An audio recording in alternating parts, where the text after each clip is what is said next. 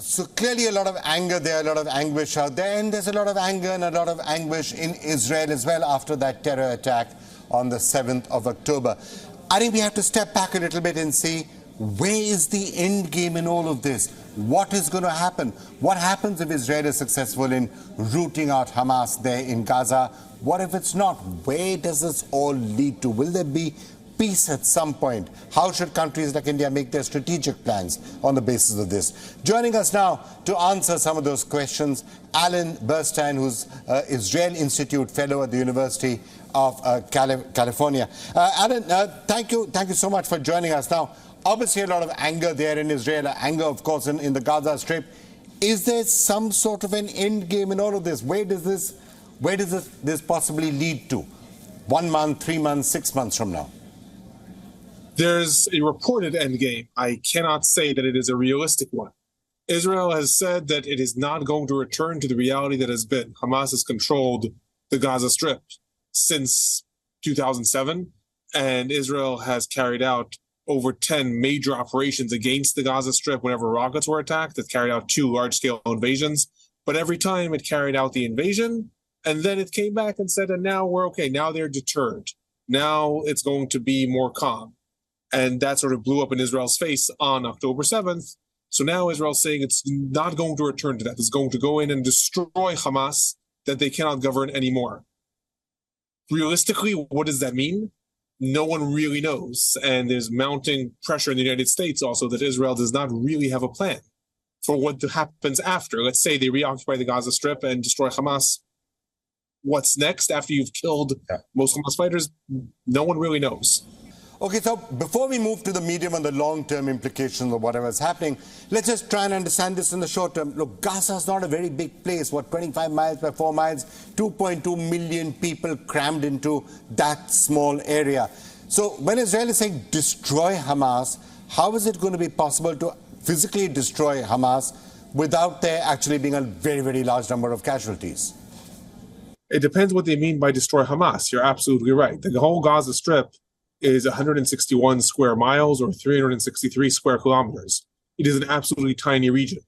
And just for some proportion, in the first 2 weeks of the war, Israel dropped more bombs into the Gaza Strip than the United States dropped into all of Afghanistan in 2 years of war. So realistically, there's no way to really fight an active war there constantly without mass amounts of civilian casualties. Now, Israel has called on civilians in Gaza to move down south. Roughly 1 billion civilians are now internally displaced and have moved down south. So Israel's theoretically trying to minimize this. But this is exactly the question the United States is asking. You're going to destroy Hamas. How are you going to do that? Are you going to go house by house and interrogate 2 million people, ask them if they are Hamas members? What exactly does that mean? Right now, it appears to be much more of a desire in Israel to destroy Hamas's military capabilities, which you can do without killing everyone in the Gaza Strip. You can theoretically take over the Gaza Strip and manage to somehow mitigate and control the missiles or the guns or something like that. But destroying Hamas as a movement, I'm not sure Israel has a plan. I think that's really where everyone is fearful that Israel is just going in without a real plan of what's going to happen. So clearly there are short-term questions about whether Hamas can actually be destroyed, but let's assume it is done.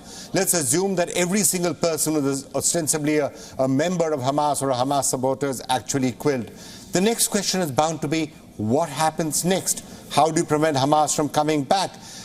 Are Israeli troops going to remain out there? Is Israel going to remain in occupation of the Gaza Strip and try to run it as they did before 2005, 2006? Is that even feasible? So there's a lot of concern in the U.S. administration that Israel thinks it's going to govern it itself. And that really is a return to direct occupation. And there are even more elements because Israel has in its government very, very right-wing elements that are saying we should even restore settlements and go back to the way it was prior to Israel's evacuation of the Gaza Strip in 2005. Most likely what's going to happen is Israel is going to try to pawn this off onto the Palestinian Authority. It's going to try to say now the Palestinian Authority has to take over. It's going to be their job. And I think that the hope in Israel is that, like in the West Bank, the Palestinian Authority will just be a weakened organization that because it's hanging on to power is going to not attack Israel because it wants to just maintain its power. I think that's probably the hope in Israel, but there isn't really a plan. Israel has proposed already in internal negotiations 3 different scenarios. So one was a return to direct rule. The other was some sort of regional government. They said maybe it will be Arab governments alongside international forces, alongside Egypt. Some mishmash that's unclear because none of these other countries agreed to this. And finally, it was return to the Palestinian Authority, which Israel's right-wing government is saying it does not want. Realistically speaking, I think that's probably going to be the only viable possibility. I will say, if I can add, coming from a point of view of comparative research, there has never been a time, maybe once or twice in all of history, when a terror group has been destroyed by a state and just stay destroyed. Almost always this only happens if you have some sort of diplomatic or regional peace treaty or something like that then, as you said, keeps it down. Otherwise, the idea that it's just going to be destroyed and somehow stay down and not come back, and that millions of Gazans that have lost their homes and thousands of people who have lost their lives are just going to agree to now live in peace with Israel after Israel did this to them is not very realistic. That I agree. So, Aaron, in the long term, is there a solution that arises out of all of them? We keep hearing two-state solution and things like that. Can it be done, or at the end of the day, it's right now looking as if Saudi Arabia peace is off the table, Abraham Accords are looking in doubt, countries such as India would invested a lot hoping that there's going to be peace in the Middle East, that's all looking very, very rocky.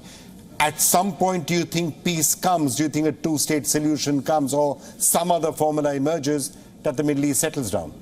I think that, yes, ironically and very tragically, I'll say that in the Israeli-Palestinian conflict, in the history of the way this conflict goes, nothing ever changes without massive eruptions of violence. It's a very unfortunate pattern.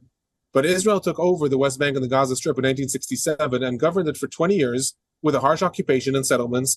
And it took the first Palestinian Intifada in order to get Israel to sign the Oslo Accords with the PLO that created the Palestinian Authority. After that, Jordan signed peace with Israel. After that, all of a sudden, Arab countries that had never agreed to have any relations with Israel started to have them. Then it took the second Intifada and a lot of violence to lead Israel to withdraw from the Gaza Strip. Now, I'm not justifying violence. I'm not saying, therefore, this is a good thing. But I am saying that every time there's such a massive eruption of violence, it really changes the geopolitical system and changes the regional alliances in very substantial ways. Now, what has happened so far? In the last month, more Israelis were killed than in both intifadas combined, and more Palestinians have been killed than in the last 20 years, or I'll say in the last 18 years since the end of the second intifada. So we already have the makings of like that tragic moment when both leaderships are going to look and say, okay, maybe something has changed. And should there be an Israeli leadership and a Palestinian leadership, you said best case scenario, so I'm trying to be optimistic. In the Middle East, that's a challenge. But should there be two sides that are willing to come together, I think a lot of Arab countries would actually like to jump on that because they have their own considerations. Saudi Arabia would love to have relations with Israel in order to have access to a U.S. defense alliance and access to weapons against Iran. Other countries may want to jump in on that too. I think that they would like that opportunity. But if with the Abraham Accords, Israel and the United States thought they were going to bypass the Palestinian issue and have Israel have relations with the Arab countries, I think this has largely destroyed that option. I think only if a Palestinian authority or entity or whatever is able to make peace with Israel, then Arab countries may follow. I don't see them now being able to say, okay, Israel's now gone and done this in Gaza, we're still going to make peace with it, and we're going to bypass Palestinians. That, I think, would be much harder. All right, Alon Burstein, that's a very clear outlining of the short term, the medium term, and the long term, and how all of this could potentially play itself out. But